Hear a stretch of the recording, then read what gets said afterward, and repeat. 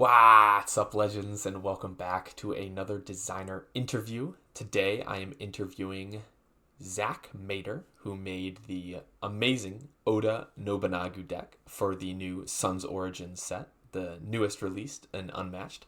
It's been a while since I interviewed deck designers, but these two people for the Sun's Origin set were runner-ups in the deck design contest, and it was just great to be able to sit down with Zach and talk to him about his 2v2 slash Adventures Menace Oda. And thank you to Restoration Games for sending me a early media copy of the set, even though you had to send me two because the first one never showed up, which is why this interview video is coming out a little bit later than I would have liked. And again, thank you to all of the wonderful patrons who support me on Patreon. Their names will be on the screen in a second. So with that, I hope you enjoy the following interview with Zach. And Zach, again, thank you so much for sitting down with me and sharing some of your deepest, darkest thoughts. All right, enjoy the interview, everyone.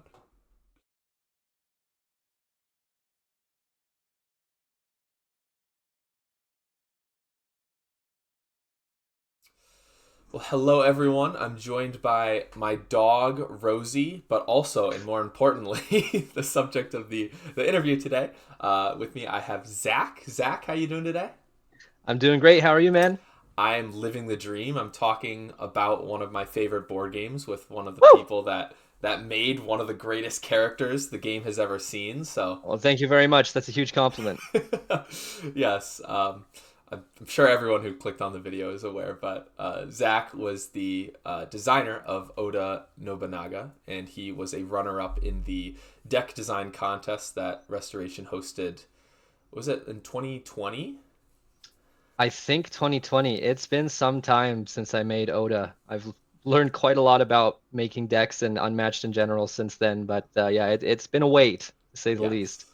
And I'm hoping to unpack Zach's brain for this interview and find out all of his design secrets and inspiration. But Zach, do you want to start off by just telling us a little about yourself?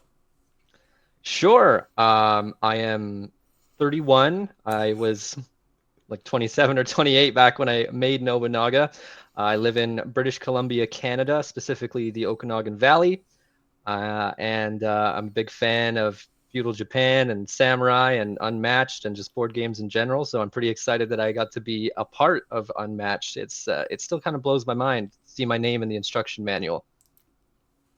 Mm-hmm. And other than that, I mean, I'm an office manager at a private school in Kelowna. That's the town I live in the Okanagan Valley.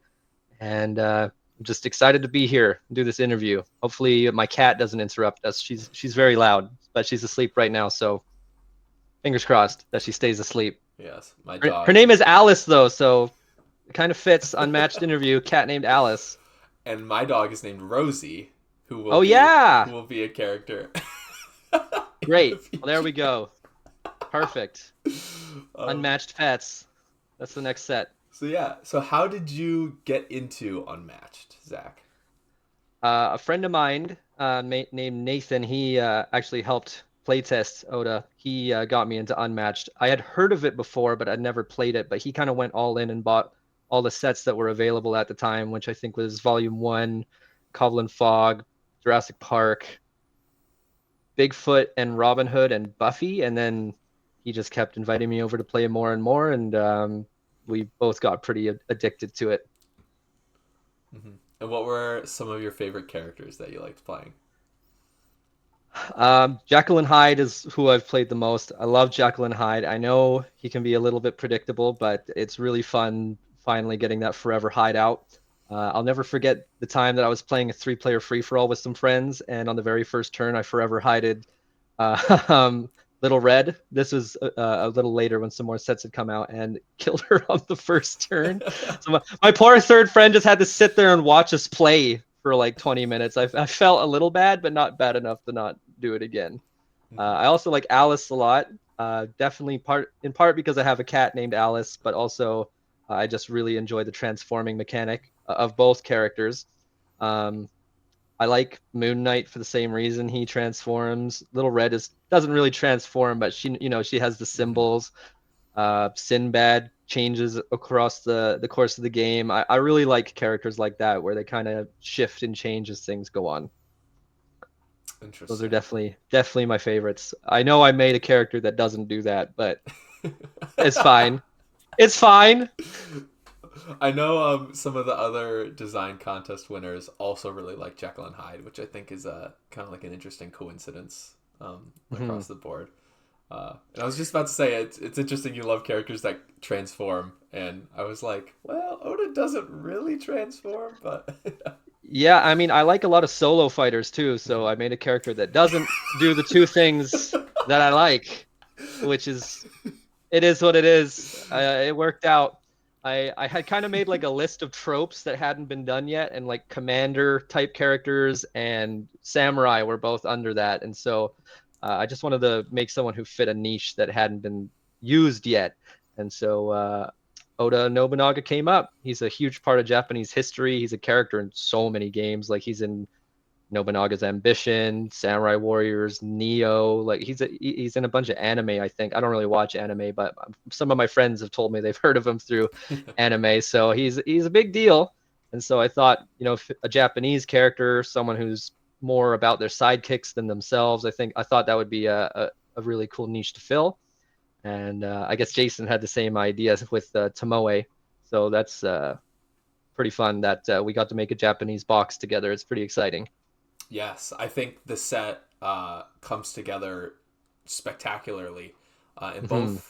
both characters definitely feel kind of like polar opposites. Where Oda has some of the best sidekicks in the game, some of the best Hmm. stuff going on with empowering other fighters, and Tomoe is all about just slaughtering the enemy hero. So kind of like that different dynamic between sidekicks and heroes that kind of show up in the same theming around feudal Japan. I think was so fascinating Hmm. and uh, And the map is so fun. Azuchi mhm. Castle. I can't wait for people to play on it. It's such a fun map. It's one of my favorites. I know I'm biased, but it just is so and it's so cool. It's such a fun map, and the perspective of it looking down on all the different floors of the castle is just really interesting.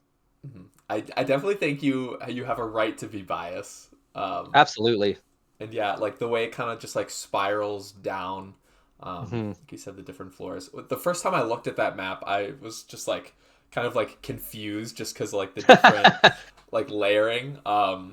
But like it really, when you kind of just like think about it as more than just like a bunch of like circles on a board, um, it's so interesting the way like the zones across like the big what do you call that? Like atrium almost. Yeah, it's not Yeah. quite a courtyard, but Mm-hmm. yeah, I think Atrium makes sense. It's a very unique map. Uh, Raptor Paddock has been my favorite one map up until now. I've definitely changed that opinion now that I have Azuchi Castle, but Raptor Paddock is still sweet. Mm-hmm. Yeah, for sure. Um, so before you did the design contest, had you thought about making your own like unmatched fan decks at all before?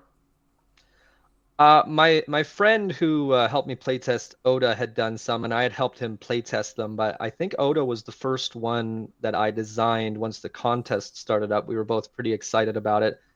He also made a character which unfortunately didn't make it. He did Liu Bei from Romance of the Three Kingdoms. I'm not sure if you're familiar with that. It's a Chinese historical story. The Dynasty Warriors games are based off it if you've ever played any of those. And there's a few Three Kingdoms board games as well. But we play tested our characters together, and it's just, yeah, we were just both really excited that they were doing something like this. I don't think I've ever seen a company do a fan build like this. Besides, I think BattleCon did it, but that's the only other one I can think of. It was pretty Mm-hmm. exciting. So Oda was my first, definitely my best. He's the only one that became real. I've made I think 18 fan decks since then. I've only posted one of them on Unmatched Maker. The rest are all kind of still like not finalized. But Mm-hmm. yeah, Oda was the first. I had started a second submission for the contest as well, which was Mothman, which I guess that wouldn't have worked out anyways with him being a boss and Tails to a maze. So I'm glad I focused on Oda instead of Mothman. It definitely worked out. Yeah, that would have Yeah, been there's an alternate timeline uh, where this conversation's not happening for of sure. course. Um, I'm sorry, I am unfamiliar with that Three Kingdoms character. I am a filthy American, so this is actually like my first time getting introduced to both of the characters in Mhm. this set too, which is one of the reasons why I love this game because there are other Yeah. characters like Wukong and Yanenga, things from around the world that I probably never would have discovered if it wasn't for Hmm. this game and the people designing it who have so much more knowledge than I do. Yeah, I was unfamiliar with Tomoe, but Hmm. I'm glad she's in. She's a really unique and fun character, and the matchup between her and Nobunaga is very, very interesting. It like you want to pin her down, and you don't really want to leave her zone because you Hmm. want to keep her flanked, but at the same time, it's like, am I gonna accidentally use pragmatism when she hits me with a 7, and I'm just gonna suffer Hmm. and just Yeah. die in 2 hits? It's a really unique matchup that once you do catch, she's kind of hard to catch, but once you do catch her, it's like it's a little scary. It's pretty volatile. Hmm. Yeah, I've had so much fun uh, testing this inbox matchup. Uh, Hmm. Unfortunately, that may have involved murdering an honor guard in one shot with an undefended Oof. seven, but Well, it'll happen. it will happen. It'll happen. So, what came first for you in your design process? Did you have the idea of making Oda a character, or did you have that like commander idea and you just like matched that with the character? Well, I had a list of different tropes that were Mm-hmm. on there, and so I kind of started with the tropes. So I had some other things on there like cowboy and monster and things like that I wanted to do, but um, I think I was playing the game Neo at the time, and Nobunaga is a boss fight in it, and I thought that would actually be a pretty cool character. He kind of fits more than one of these items I've listed down. So I started with Oda and tried to see what I could make with that deck. Now, as you know, and a few people on Discord know, the original deck I submitted was pretty different. So something Oda is known for in history is that he's one of the first people to use guns in warfare. I'm not sure if he is the first, but one of the first. So he originally had three 1 HP, and yes, there is on Mm-hmm. Sun and Moon you can see some guys with rifles. Um, his original deck had him having +1 to defense cards, and his allies, which were three riflemen, they would do +1 on attack cards. And their other gimmick was that when you attacked with one of them, they would flip over and couldn't attack until you reloaded them. There were some cards that did that, or you could discard a card to do that.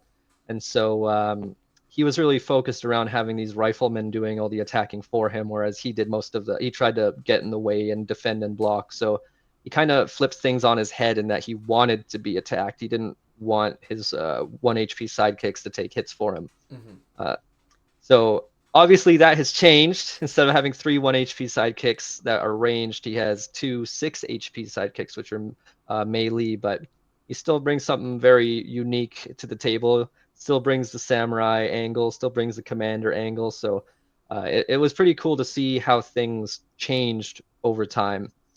I know at one point in testing, they actually changed it so his rifleman did +3 damage instead of +1, and he had regroup in his deck. I think you mentioned in one of the other interviews that you really like regroup. Love that It's like, card. Yeah. yeah, so he was throwing out fours, regroups that do four, feints that do five. If you played him on a Marvel map, they'd be doing sixes and sevens if you were lucky. It was pretty insane. They had also added the ability. They took away his bonus defense, but they made it so if you could target Nobunaga or his rifleman, you had to target Nobunaga Mm-hmm. instead. So you couldn't even choose to target them if they were in the same zone some of the time. So it was very different, but we just found that like someone who wants their sidekicks to be attacked didn't suit being in the same box as Tomoe, who wants to ignore sidekicks. It just kind Mm-hmm. of they just kind of ignored each other's power. So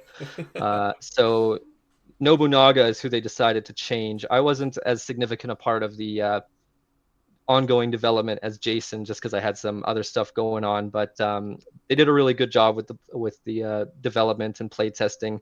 I think what he ended his current gimmick still is very fun, very unique, and still very powerful. Yeah. Um, just like a blanket +1 to combat cards of allies, like +1 on attack and defense, like is Hmm. super good, and it definitely kind of like conveys the idea of Oda being this master strategist, this person that Absolutely. empowers others, and kind of like he makes his teammates better, and then they can go and just like slaughter the enemy. Hmm. Absolutely, I agree. Plus, some of his old cards were a little busted. Like I showed you the original. He had a card called Unification that just made all zones the same color for the rest of the round. Yes. Mm-hmm. So that would be pretty brutal. That I, that I understand that not making it in. Even if he still had ranged guys, I don't think that would have made it into the final version.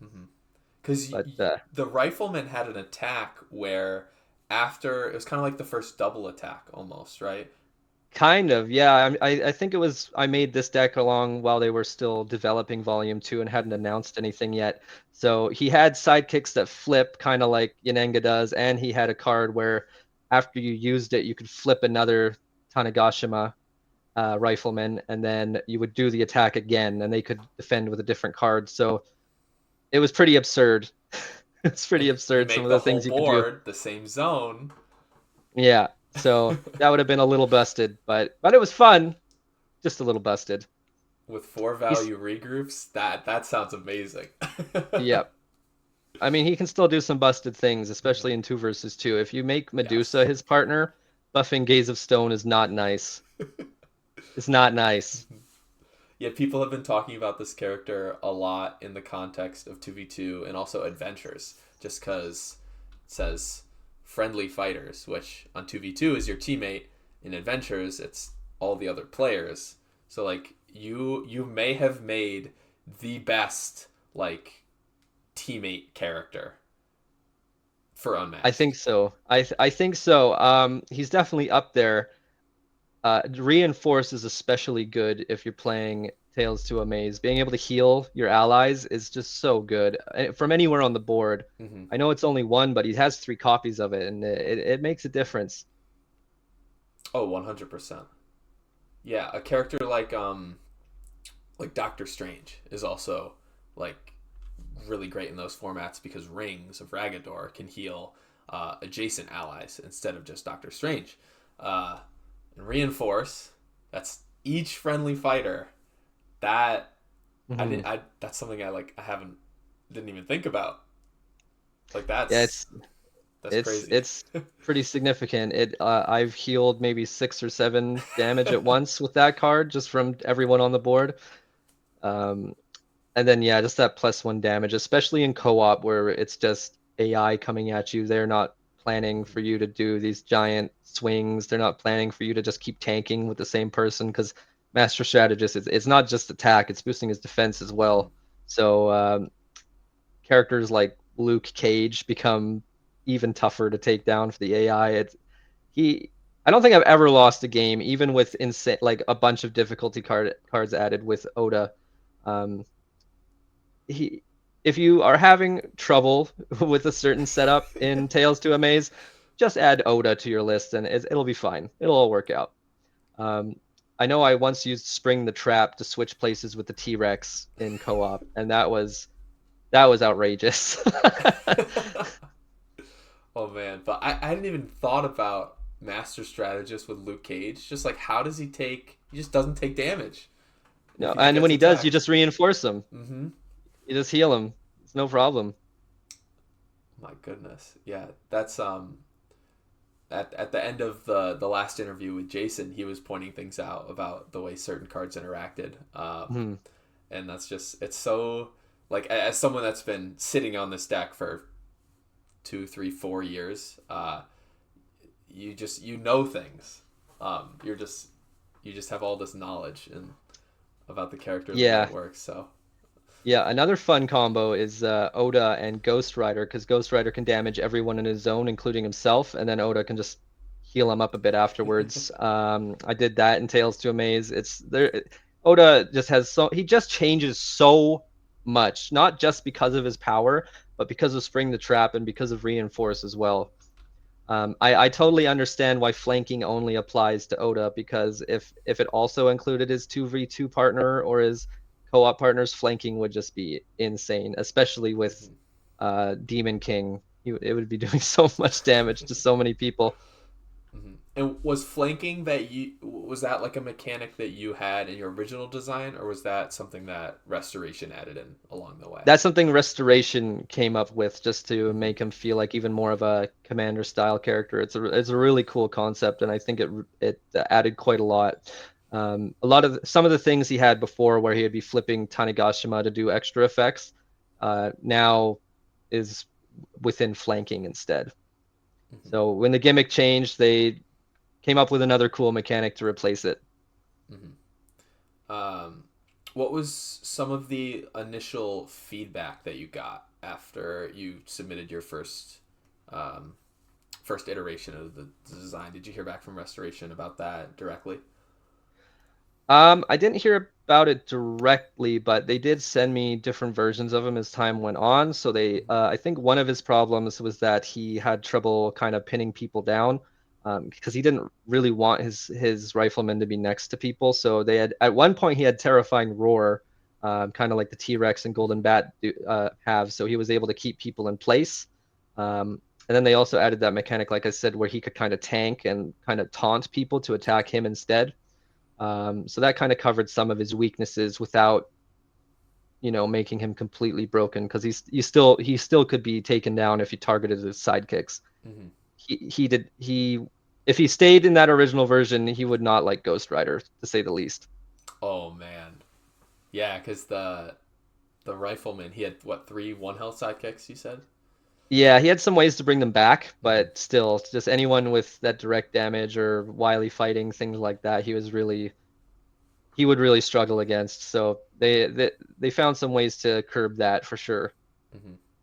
And that was something that you put in your original design, right? You kind of made Oda himself like not that strong, and he kind of like relied on his sidekicks in order to like balance He was out. very Yeah, he was very defensive. He was good at tanking. He had a lot of defensive cards, but he didn't do much damage himself. His sidekicks were the main focus there. I really wanted to. It was tough to balance, because you want the hero to still feel like the hero. Mm-hmm. So I did that by giving him some cool schemes and defense cards that could do some unique abilities, but I wanted to make him feel like a commander, and that all of his troops were kind of what made him powerful. So it was tough to balance that out, um, without just making Nobunaga himself feel weak. Mm-hmm. You Yeah, still want him to be a hero, but that definitely like it comes through because Student of War, which is like Oda's like signature attack, that definitely feels like a super important card in the deck, just because mhm. um, maybe like being aggressive and then just being able to draw back a bunch of cards after you get kind of like to a lower hand count is definitely important. Yeah, I have the worst timing with that card. It gets fainted almost every time. Even in co-op, Mothman's like, guess what? Faint. Not happening. No card draw for you. I But just have the worst luck with that card, man. I really like some of the more like tactical ways that his like defense cards really feel. Like you mentioned, Mhm. Spring the Trap. Just like I love that. Like immediately you just like you swap spaces, which can help you like protect the honor guard, protect Oda, whatever you need to do. Battle maneuvers I also really love because Yeah, just I love that card. yeah, Love it. most often it's a three on defense for the honor guard, and then being able to move all of your fighters, um, super helpful for setting up flanking and other things like that. Yeah, it's an amazing card. I've pulled off some real true shenanigans with that card. People always forget it's going to happen, but whenever it does, it is a game changer. Especially I've used it a lot in co-op. I've played a lot of co-op recently, and it's very useful when you need to get Martians off the board or get rid of Doom tokens. Just using your Honor Guard and get those extra spaces make a huge difference, to say the least. Hmm. Um, when you were designing this character, was he move 2 or was he move 3?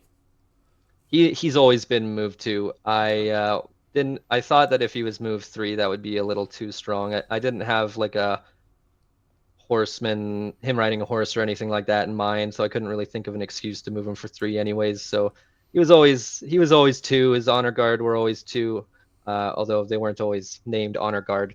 Hmm. Um, movement was definitely one of his weaknesses, and then the other weakness obviously was just that his main source of damage only had 1 health. So when I was designing him, I made sure in my head I was like, he has to have a weakness of some kind, and so maneuverability and the HP of his sidekicks were a big focus there. Since otherwise he was tanking for so much and they were doing so much damage, I had to find somewhere he could have a weakness. I didn't want to make someone who wasn't fun to play against. I always kept that in mind. Hmm. Well, as someone that plays this game, I appreciate that because fun is very important. Um, Hmm. Definitely, I would rather have like a character that's like slightly less powerful but like super fun to play as. Which like for me is like Bullseye. I love him. I know he's like not Bullseye is pretty great, awesome. but like we need more characters like that rather than characters that kind of just like shut down everything the opponent does and just like Yeah. absolutely dominates the game. Yeah, I really like some of the weaker characters too. I play King Arthur from time to time, and I know he's not the You strongest poor character. man. I know, I know he's not the strongest character, but it's fun to try and bait the feints out. Like it's fun to do a regroup boosted by a regroup, and then they feint it, and then it's kind of like that's not a big deal. It's fun. It's kind of like I almost play him kind of like with that as the focus, trying to bait feints out as opposed to trying to do big hits. And it's a different experience for sure. Do I win? No, but it is funny to bait the feints out, and that's what matters most is me laughing at the enemy. Mhm. So something I want to touch about the sidekicks is you have two sidekicks that actually have like their own individual health dials. Um, So cool. I didn't think yes. they would ever do that. I thought Yanengo was pushing it with her 2 sidekicks with 2 HP, and then I saw this version of Oda, and I was kind of shocked. I didn't think they would ever do such a thing. I'm still not sure where he falls on the tier list. I guess we'll find out in a couple months, but it's strong, especially with him being able to heal them both as the game goes on. Um, it's it's really really cool that they put in the extra effort to give him those extra components. Hmm. Yeah, you should feel honored. This is like an unmatched first almost. Absolutely, yeah. And I do love cards that and characters when they say allied fighters or other friendly fighters. I think Willow was the only one with a card like that up until Doctor Strange. So now that Oda's here and he works with other players in 2 versus 2 and co-op, I think it's pretty exciting. I hope we see more characters who who are stronger in that space. One-on-one is obviously the main part of Unmatched, but when characters have unique ways to work with their allies, I think that's very cool and unique and fun. So I'm excited that Oda gets to be part of that group. Yes. Uh, so like now, whenever you play adventures, like you got a table full of your friends, you're ready to fight Mothman. You just gonna pull out Oda every single time, or are you gonna? Not every time, but if things go real bad, he definitely comes out. We were playing against the Martians, and I think I was Daredevil, and we had Muldoon and Tesla, and we were fighting the Martians with, I believe they had Jersey Devil, Loveland Frog, and Tarantula, and we had the 2 difficulty cards that first make you have to defeat all the minions as well to win, Mm-hmm. and second, they could only take 3 combat damage at a time, which was brutal. So brutal. They finished, and the Martians still had 20 HP or so. I was long dead as Daredevil. Don't play as Daredevil when the Jersey Devil's in the game, or you will. have a bad time. It's not fun. It's depressing.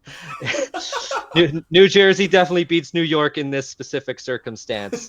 And so after that, we said, okay, we're going to do the exact same setup. And I pulled out Oda, and we had Ghost Rider as another partner and Medusa as another partner.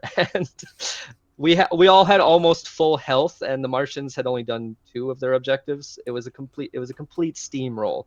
Mhm. Oda might be too good in co-op, but but if that's what you like, if you like feeling super powerful, or if you want to do something crazy like playing with all the difficulty cards or something, he's definitely the man for the job. He's amazing in cooperative. Mhm. Like I have to not be him if I want a real full challenge. um,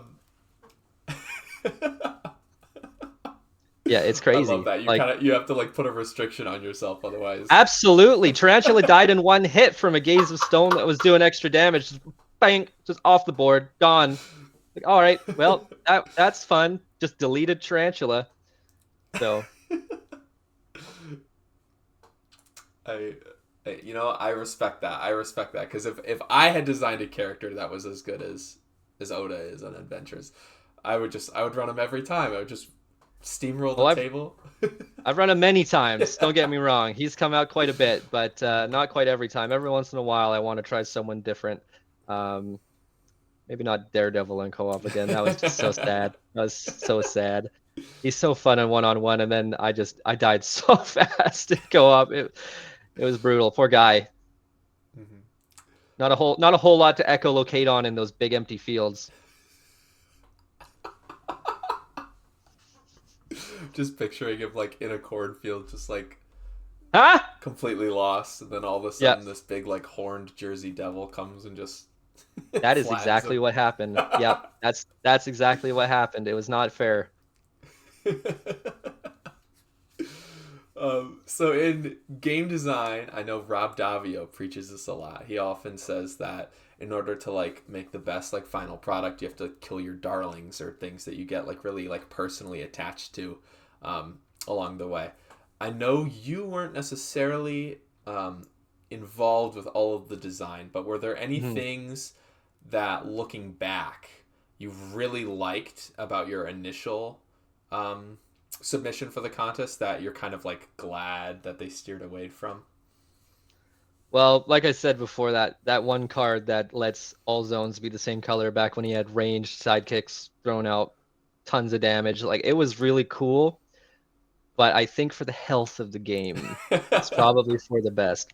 Because if say if you were doing 2 versus 2 and you had Genie as your partner, you could just discard someone's hand, and then before they got to go again, it would be your turn as Oda, and then you would just shoot 3 giant like 5s at them in a row from across the board by copying the same attack card after you made all zones the same color. You could be absolutely degenerate with that card. So I get why they took it away. It didn't even really make sense. Like, is the rifleman shooting through the buildings on Soho?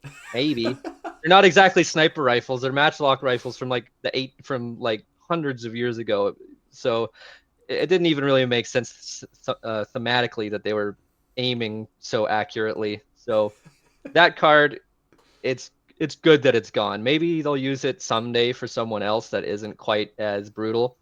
But that remains to be seen. I think it would be fun if it came back on someone, just not someone who can do, 3, 4 attacks in the same turn. Mhm. That's a little too much. Yeah, we've seen something like that with the map item on Hell's Kitchen. That Right. lets whoever uses the scheme token gets to they can target anywhere on the board for their I next forgot attack. about that actually. I did forget that that item does exist. So that is pretty fun. Mhm. Yeah. That is pretty cool. I forgot about that. I don't use the items too often. Hmm. I don't play the Marvel maps a lot, but I'll definitely keep that in mind for next time. That's Yeah. especially brutal with Medusa. Hmm. Yeah. But it's definitely a lot different of an implication than just making all Yeah, zones the same. definitely. Yes. Like I hope they can work that into a character just because that effect like it sounds interesting. But like you Mhm. said, like it could be pretty busted if you don't. So busted. So busted. It was really quite broken, honestly. Just being able to do double and triple attacks after activating that, especially if you had all your riflemen up. It's just because that rifleman card that I had in there before, it just said if they're in the same zone, flip another rifleman, and then they can copy that attack. So if all zones are the same color, they're all just going off no matter where they are, doing +1 damage on everything they're doing. So yeah, that one's probably for the best. That would have people would not have been happy with me if that I'm sure the pro players would have been able to find some absolutely demonic things to do with that combo. hmm and were there specific things about Oda that you included in the deck, like lore wise? Because I see this card is named Demon King of the Sixth Heaven. Uh, does that Yeah, mean that's something specific? yeah. Mhm. I may be mistaken, but off the top of my head, from what I remember, is that is a name he was given by someone who did not like him. It was not Mm. said directly to his face, but you know, you don't. He's known for unifying Japan. It was a bunch of smaller kingdoms before, and through war and conquest, he made it one country. So you don't do that without hurting people, obviously. Yeah. And so he was given that nickname by an enemy, and then one of his allies told him that name, and he I think he just laughed from what I've read. He enjoyed getting it. He took it as a compliment when it was really they were saying like you're a monster. hmm So that's where that comes from. Gotcha. Um, he definitely had some other cards in there before, like Unification, the card that makes all zones the same. That was based on him having unified Japan, and then a lot of his other card names were just all. A lot of the riflemen had card names like Suppression and things like that, which were all just based around guns essentially. So hmm there is some lore stuff in there. Student of War is definitely related to him having being a warlord and being a significant part of Japan being put together in the way it is today. Pragmatism, that's one of the card names I made up with. That was kind of relating to part of his personality. Patience and strategy, that's part of his personality as well. So it's definitely in there. hmm Lightning and Thunder, I think that just sounds cool. I think that's just they were like, yeah, that name's sick. That's all. That's like amazing. Yeah, Um, Sun and Moon, Lightning and Thunder, and Fire and Flames. I think those ones just sound cool. I could be wrong. Restoration came up with those card names, so they might have a better answer for that. But mhm. And I think something Gary pointed out to me is that all the card effects that have to do with flanking have like two parts to them, like Sun and Moon, Lightning and Thunder, Fire and Flames, Patience and Strategy. I actually never put that together. That's smart. That's clever stuff right there. I hadn't Yeah, seen that. that's Yeah, like the a. only exception would be Demon King of the Sixth Heaven, which I think they stuck with just because Mhm. it's a significant nickname that he's known for, and it's just a very cool sounding name. Yeah, for sure. And correct me if I'm wrong. Pragmatism, that means like dealing with things in like a very like practical way, right? Yes, just practicality hmm essentially. Yeah, I think that definitely kind of shines through in his character because Definitely fits the card effect as well. yes, yes, 100%. Um, Something I really like about pragmatism, and as well as I believe it's Lightning and Thunder that does this. I think it's cool that he gets extra feints, but they're restricted. mhm, So he has one that can only be used for him, but and only on defense. And then his honor guard get one that only they can use and only when attacking. That's one of the cooler things about him, I think, is that he gets extra feints, but he has to be strategic with them. It really makes the characters what do you call this? The power fantasy. It really makes it shine through. Whereas if he just had three feints, it would still be really good, but doesn't really show the strategic aspect of him as much. mhm. I think it's also interesting that it harkens back to the original ability he had, where like he was better at defending, his sidekicks were better at attacking, whereas like Yeah, he definitely was. that still shines through absolutely. Mhm, It just does so in a different way. yeah. And like speaking of feint, when you submitted your design, did you put like what we call like common cards like regroup skirmish? Let's see, momentous shift. Like how heavily did you lean on cards like that versus more like unique effects? I had four different ones in there before, and Momentous Shift was not one of them. He had Regroup, Faint, Skirmish, and I think he might have had one other one, but I'm not sure off the top of my head. There was three or four though for sure, and I just wanted him to have some more any cards, and I thought he was he was pretty strong as it was. So Regroup I thought would be useful because it doesn't do too much damage. It can't be too crazy with the rifleman, but also it would give him an opportunity. Because like I said before, he would discard cards to reload his all the rifles of all his Mm-hmm. sidekicks, and so I know you love Regroup, but it's a little easier to give up than some of the higher damage cards in a Yeah, situation like that. for But yeah, he sure. did just have the regular feint before. He didn't have these extra tactical ones. And honestly, I like this kind of like cancel package better than just normal Faint. It feels a lot more true to the character, almost. Yeah, it definitely fits the trope, the archetype I was going for with him being a strategist, because or a strategist, I should say.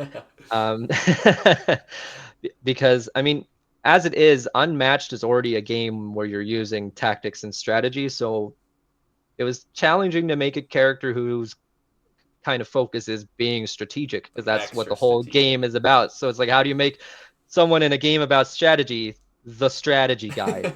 But I think it worked out. I think it definitely that definitely shows through in the final product, especially that he's all about being extra strategic. Oh, 100%. Um, Flanking, I think, especially is what yes. pushed that over the edge. Restoration Games was really smart adding that to his package. Hmm. Yeah, because now like you have to fully utilize being having other fighters in your zone in order to give them the bonus, and then you also have cards that you need two of your characters adjacent to the one being attacked in order to get the effect off. So I think that, Definitely easier said than done sometimes. yes, combined with all the movement trickery you get from some of your cards, I think that that rolls together in like an amazing package. And like you said, like he feels like the strategy character in a game about strategy. Yeah, absolutely. It's really cool that how they were able to put everything together in the end. Um, it definitely works better on some maps than others. Hmm. One that comes to mind is Soho. There's not too many intersections on Soho. It's a lot of hallways, so that makes pinning people down with two of your characters a little tougher, especially if you're, say, fighting Dracula, who can just teleport around, or Robin Hood, who has a ton of sidekicks running around and getting in your way. You don't really want to use your big attacks against them. There's definitely some characters and some map combinations that make it hard to get Master Strategist and his flanking abilities to happen, but that just makes it more fun when you have to work a little harder, I think. Hmm. You gotta But you I mean, got that's part of the beauty of the game in general, is all these different matchups and how they affect each other. Something that can seem really busted in one situation suddenly is a struggle to make happen in another combo. mhm. You, it kind of forces you to find your inner demon king and Yes. do what Oda would do in that situation. Yeah, Um, definitely need some patience and strategy on Soho, that's for sure. or you could just unify all the buildings and have your riflemen just shoot through them. Once upon a time in an Once alternate upon a timeline, time. yes. I have his original deck around here somewhere. I could still play with it, but I think I like the final version just a little bit better. Hmm. Yeah, they knocked the art out of the park like they always do. Um, I can't even believe how cool his art is. I originally in my head for some reason envisioned his card art and coloring being like purple. mhm.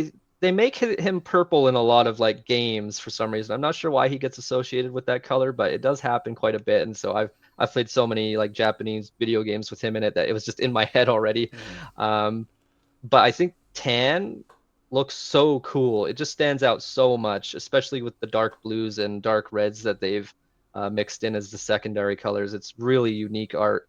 Tomoe's Yes. is awesome too. This is one of my Hmm. favorite sets for art. Yeah. I feel like kind of disingenuous saying this, but it's like every time a new set comes out, I'm always like, wow, this is some of the best art this game has seen. And then the next set Mhm. comes out, and it kind of just like they keep one upping themselves.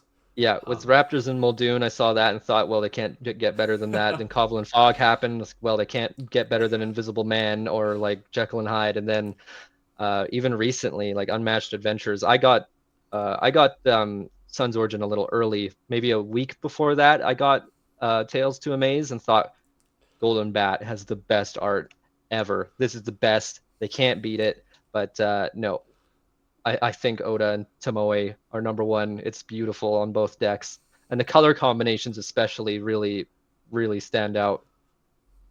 mhm. Yeah, very.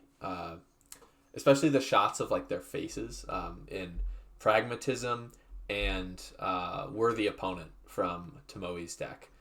Mhm. Um, just seeing the character in all their glory, just absolutely staring into your soul. Those are my two favorite pieces, I think. But It's I don't even know how I could choose. Like those are great. Student of War, that smile is also pretty yes, cool. And Fire of Flames, just the flash of his eyes. They're all so cool. It's just all so good. yes, I love that because the symbol he has on his headpiece is also the symbol that one of his sidekicks has, Hmm. which is something I actually just noticed looking at the art, um, which I find cool. And I love how, like in Fire and Flames, you can see the two honor guard, like also in the corners, and Patience and Strategy, there's two people behind him.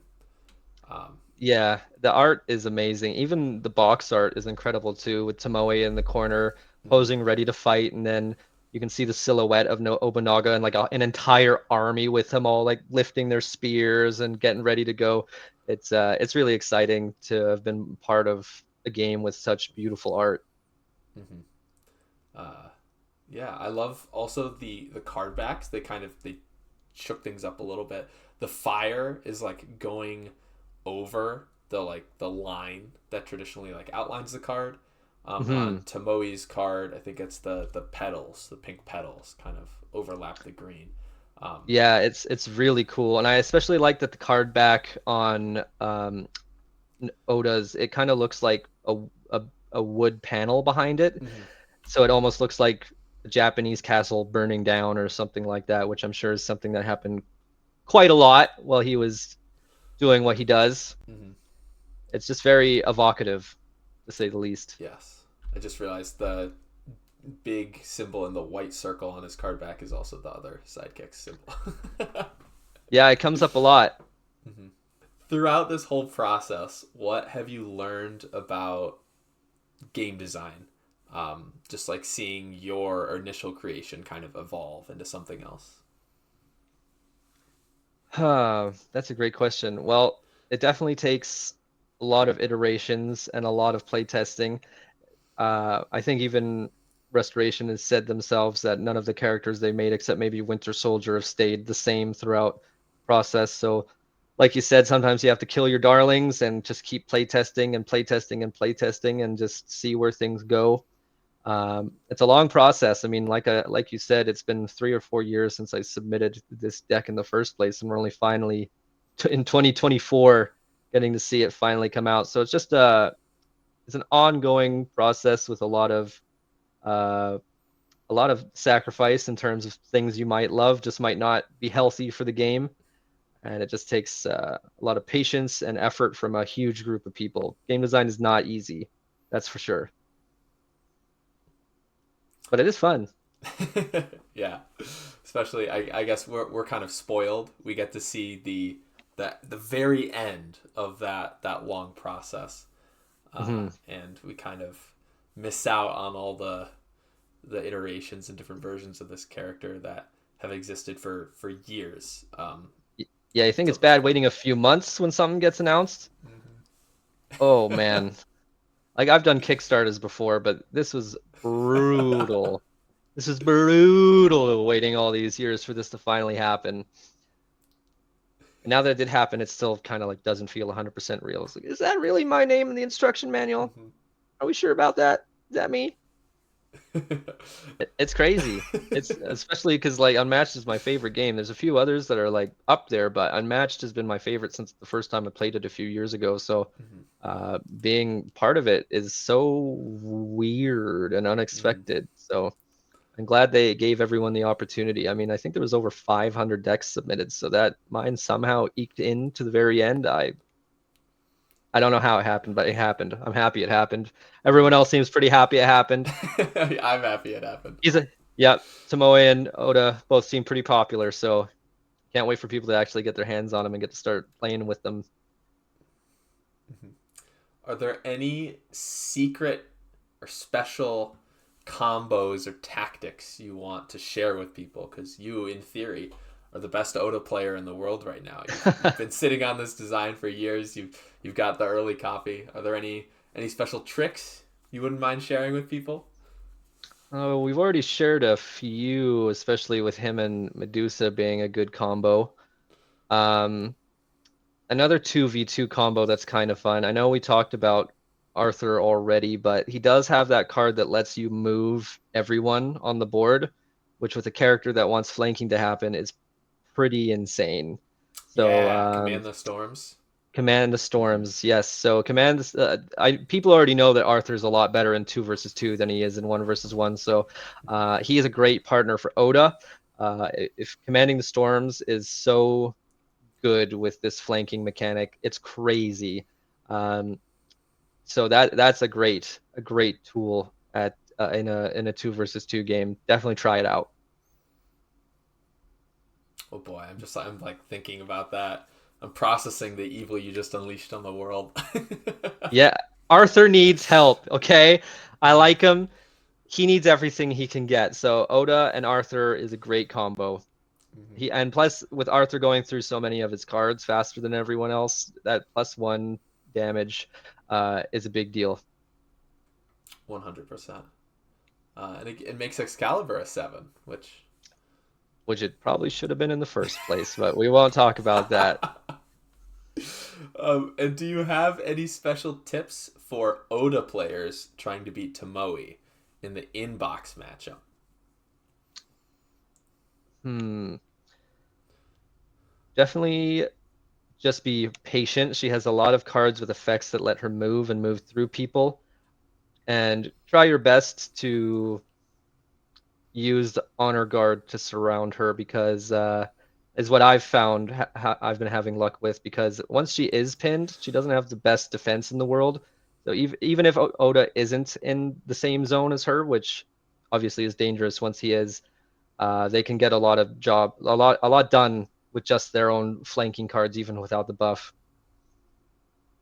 Of course, then you do have to worry about one of them being taken out with a 7. It's a really even matchup, honestly. I haven't done 1 versus 1 Oda versus Tomoe very often, so I'm sure there are people with better advice than me. But yeah, it's just you don't want to take too many 1 damage hits off of her because he only has 13 health and it goes away pretty fast. Mm-hmm. Yeah, it definitely is one of, I think, the funner inbox matchups. Like I mentioned earlier, the kind of the focus on sidekicks versus heroes creates like an interesting um, back and forth, especially on the map, because it feels very like tight, and you end up kind of just like chasing her around with your honor guard, just trying to pin her down and Yes, that's smack her. exactly what happens. And then at the same time, when you're chasing her, it's easy to accidentally find yourself having to leave her zone. So I usually just kind of lead with the honor guard against her, even though that's not what I would always do with Oda, especially with him having such good defense cards like pragmatism. Mm-hmm. Um, but it's definitely a different kettle of fish with her doing so many 1 damage attacks. For sure. Using her character power, not 1 damage attacks, but Mm-hmm. you know what I mean. Just Yeah. pinging you for a little bit here and there. It When you only have 13 health, that's not it. That's a bad time. Mm-hmm. And is there anything else you want to leave the viewers with today, just about your experience as a whole? Well, I just hope people enjoy it. Like, I can't wait for people to get this on their hands in February. It's almost as exciting as having waited for myself to get it. I keep checking the Discord every day just to see what people are saying about it, what people are coming up with, and it's just really cool for people to be so excited for something I made and for something that I made to be sold all over the world is just unbelievable. I'm just grateful that Restoration Games gave us the opportunity because all of the sets made by fans so far seem very interesting. Um, I know Houdini and Genie are another one of the best 1v1 sets, and so Sun's Origin getting to be another one in that pile is just it's just pretty incredible that our community is able to come up with so many cool ideas.